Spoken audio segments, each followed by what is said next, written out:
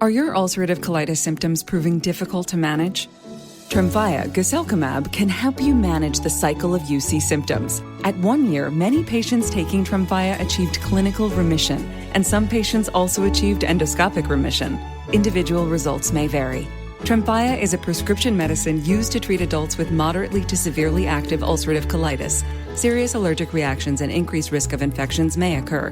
Before treatment, your doctor should check you for infections and TB. Tell your doctor if you have an infection, flu-like symptoms, or if you need a vaccine.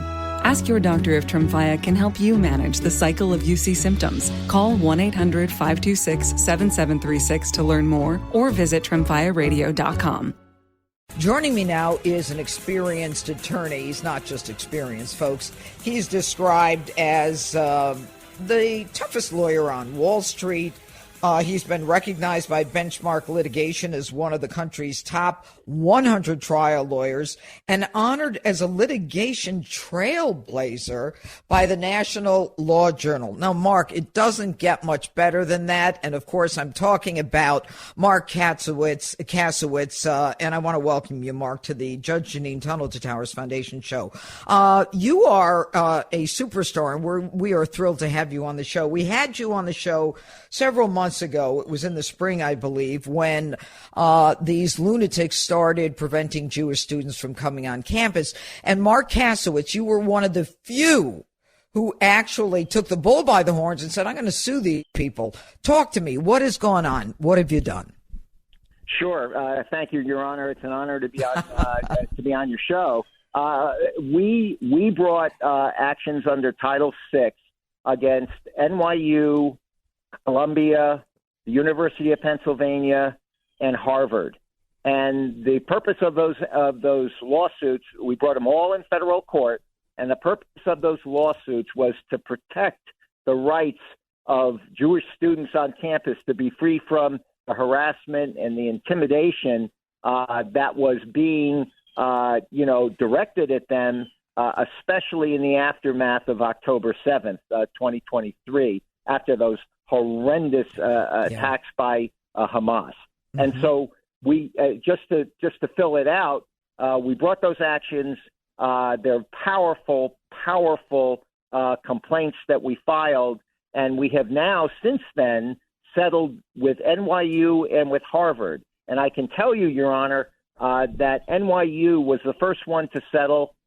They've done a terrific job now on their campus in protecting their Jewish students from anti-Semitism, and they've been meting out, discipline against pro-Hamas and pro-terrorist students who have been directing harassment at Jewish students, and they've really been protecting the Jewish students. And we did the same settlement up at Harvard, and Harvard has begun to do a very good job in protecting their Jewish students. But you can see we've sued Columbia. Columbia's done a horrendous job of protecting Jewish students against anti-Semitism. Well, the interesting thing, Marc Kasowitz, is that Columbia is still a hotbed of protests and riots and discrimination, of course, against the Jewish students. And President Trump has withdrawn, I believe it's $400 million in federal funds. And, of course, Title VI prevents discrimination based upon, race, color, national origin, creed, and all that stuff if a program or activity is receiving federal funds. So the interesting thing, Marc Kasowitz, based upon what you said, is that, and I'm impressed that NYU was the first to, work out and try to resolve this issue. My son graduated from Stern at NYU. And it is very disturbing that Columbia is so resistant. Why do you think it is? Your Honor, they have serious issues on their student body and the like, but the reality is that the administration of the university just needs to be principled and determined in how it deals with anti-Semitism.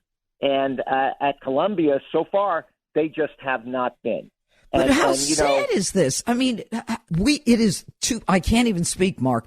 It is 2025. We have to legally pull financial funds to get an American educational institution to protect American students because of their religion or their heritage. What is going on? Yeah, it's outrageous, Your Honor, and in this day and age, or in any day and age. But I'll tell you something. What we've seen with these universities is if they're committed to doing it, then they enter into these settlements with us.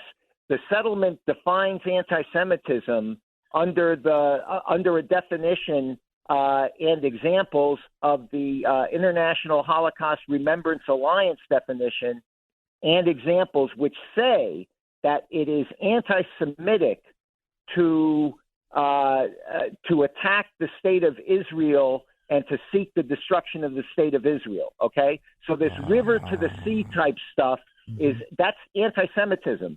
We're back with Marc Kasowitz, a great lawyer who ended up suing the universities last spring.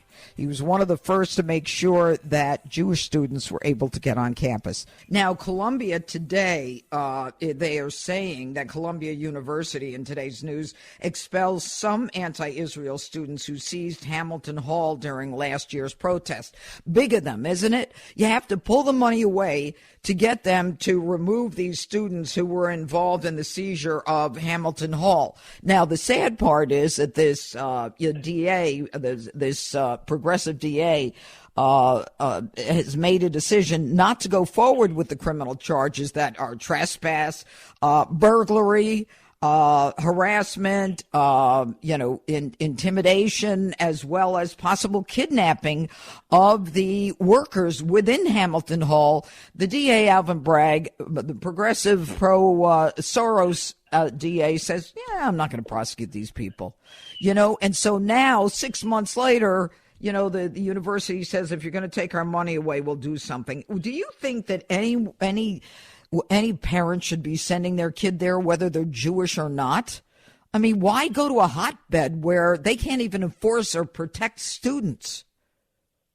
Your Honor, of course, nobody should be sending their students to a school that doesn't take immediate action with something like the occupation of Hamilton Hall.